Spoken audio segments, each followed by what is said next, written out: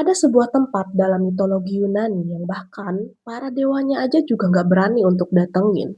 Tapi sebelum kita lanjut ke topik itu, aku juga mau kasih tahu kalau ini adalah episode pertama dari Dunia Legenda. Di series ini aku akan bahas terkait dengan mitologi yang ada di dunia. Oke, kita balik lanjut ke topiknya. Ada satu jurang dalam yang bahkan saking dalamnya itu lebih dalam daripada dunia bawah tempat Hades, sang dewa kematian memerintah. Tempat ini lebih gelap dan lebih mengerikan, dan tempat ini bernama Tartarus. Seorang penyair Yunani kuno bernama Hesiod pernah berkata bahwa jarak dari langit ke bumi sama jauhnya dengan jarak dari bumi ke Tartarus. Nah, dari perkataan itu dapat diartikan juga bahwa Tartarus ini adalah dasar dari alam semesta. Sedikit konteks ya, biar lebih kebayang. Hesiod itu hidup sekitar 700 tahun sebelum Masehi.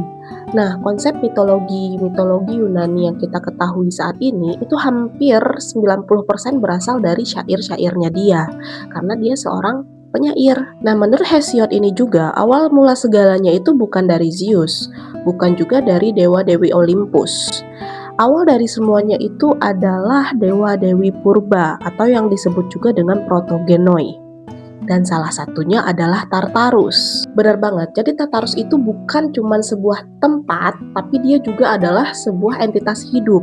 Di mana Tartarus ini sejajar dengan dewa purba seperti Chaos, kekosongan awal, Gaia, bumi, Eros, dorongan kehidupan, dan Nyx, malam.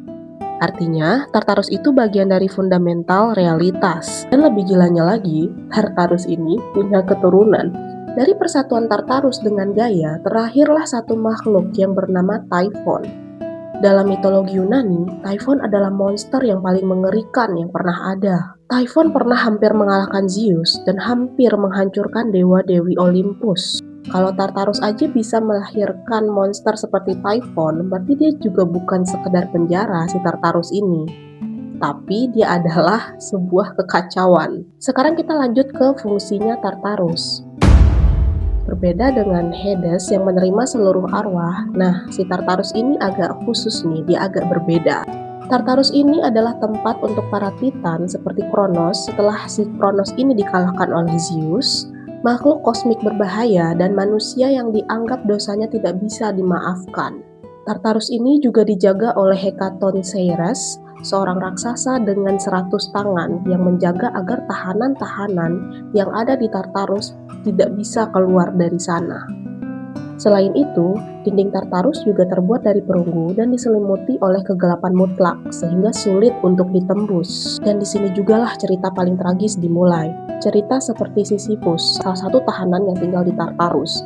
Ia dihukum untuk mendorong batu besar ke atas bukit, hanya untuk menyaksikan batu itu jatuh kembali, lalu dia akan mendorongnya lagi ke atas, begitu terus-menerus selamanya.